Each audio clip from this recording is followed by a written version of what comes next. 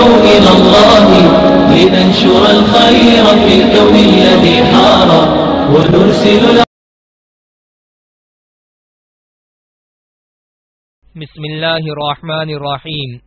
صرف 5 منٹ کا مدرسہ قرآن و حدیث کی روشنی میں. 15واں دن 15 محرم الحرام. نمبر 1 اسلامی تاریخ. حضرت ہود علیہ السلام کی دعوت. جب قوم عاد شرک و بت پرستی میں حد سے بڑھ گئی تو اللہ تعالی نے حضرت ہود علیہ السلام کو نبی بنا کر ان کی ہدایت کے لیے بھیجا. انہوں نے قوم کے لوگوں کو توحید و عبادت الہی کی دعوت دی، شرک و بت پرستی اور لوگوں پر ظلم و زیادتی کرنے سے منع کیا.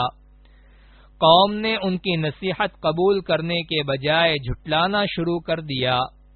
حضرت ہود علیہ السلام نے انہیں اللہ تعالی کے عذاب سے ڈرایا تو وہ لوگ مذاق اڑاتے ہوئے کہنے لگے کہ اگر تم اپنی دعوت میں سچے ہو تو ہمارے پاس عذاب لے کر آؤ.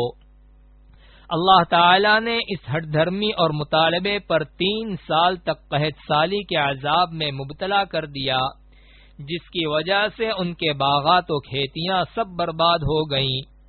اتنی بڑی تباہی سے عبرت حاصل کرنے کے بجائے اس بدبخت قوم کی بغاوت و سرکشی اور زیادہ بڑھ گئی.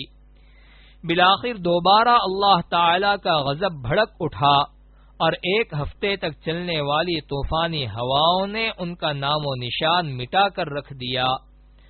قوم عاد کی ہلاکت کے بعد حضرت ہود علیہ السلام اہل ایمان کو لے کر یمن کے شہر حضرموت چلے گئے اور یہاں 50 سال تک دعوت و تبلیغ کا فریضہ انجام دینے کے بعد 464 سال کی عمر میں انتقال فرمایا. نمبر 2 اللہ کی قدرت. زمین و آسمان کو 6 دن میں پیدا کرنا. قرآن کے بیان کے مطابق اللہ تعالی نے 7 زمین و آسمان اور ان کے درمیان کی تمام چیزوں کو صرف 6 دن میں پیدا فرمایا اور اتنے بڑے کام میں اسے تھکن بھی نہیں ہوئی، جبکہ آج کے ترقی یافتہ سائنسی دور میں بڑی بڑی مشینوں کے ذریعے ایک بلڈنگ بنانے میں برسوں لگ جاتے ہیں اور اس کی تعمیر میں بڑے بڑے ماہر انجینئر اور سینکڑوں مزدور کام کرتے ہیں، مگر اللہ تعالی نے تنہا 7 زمین و آسمان اور ان کے درمیان کی تمام چیزوں کو صرف 6 دن میں بنا کر اپنی زبردست قدرت کا مظاہرہ فرمایا ہے. نمبر 3 ایک فرض کے بارے میں. اللہ ہر ایک کو دوبارہ زندہ کرے گا.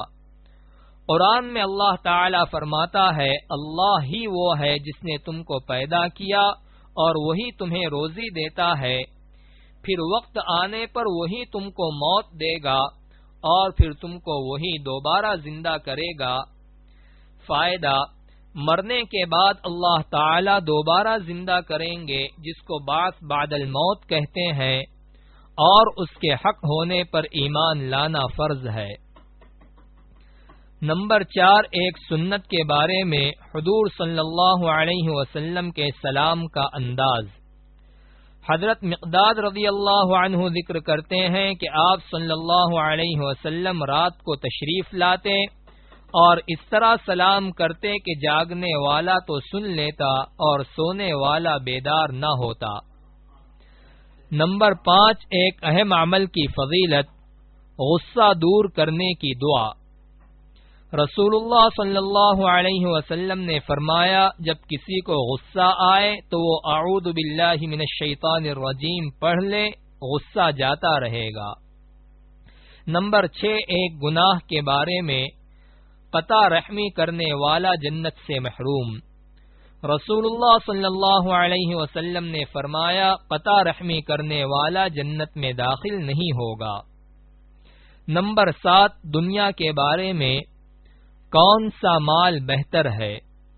رسول اللہ صلی اللہ علیہ وسلم نے فرمایا جب سورج نکلتا ہے تو اس کے دونوں جانب 2 فرشتے روزانہ اعلان کرتے ہیں اے لوگو اپنے رب کی طرف متوجہ ہو جاؤ، جو مال تھوڑا ہوا ہو اور کافی ہو جائے گا وہ بہتر ہے اس زیادہ مال سے جو اللہ تعالی کے علاوہ دوسری چیزوں میں مشغول کر دے۔ نمبر 8، آخرت کے بارے میں اہل جہنم کی تمنا۔ قرآن میں اللہ تعالی فرماتا ہے، جس دن یہ گنہگار لوگ فرشتوں کو دیکھیں گے، اس دن ان کے لیے کوئی خوشخبری نہیں ہوگی، اور ان کی خطرناک شکلیں دیکھ کر کہیں گے کہ ہمارے اور ان فرشتوں کے درمیان کوئی آڑ قائم کر دی جائے۔ نمبر 9، طب نبوی سے علاج، مہندی کا استعمال۔ رسول اللہ صلی اللہ علیہ وسلم نے فرمایا، بالوں کے لیے مہندی استعمال کرو، کیونکہ یہ تمہاری جوانی، حسن و جمال اور مردانہ قوت کو بڑھاتا ہے۔ نمبر 10، قرآن کی نصیحت۔ قرآن میں اللہ تعالی فرماتا ہے، اے میرے وہ بندو جنہوں نے کفر و شرک کر کے اپنے اوپر زیادتی کر رکھی ہے، اللہ تعالی کی رحمت سے مایوس نہ ہو جاؤ، یقین جانو اللہ تعالی اسلام لانے کی وجہ سے تمام گناہوں کو معاف کر دے گا، یقیناً وہ بڑا بخشنے والا، بڑا مہربان ہے۔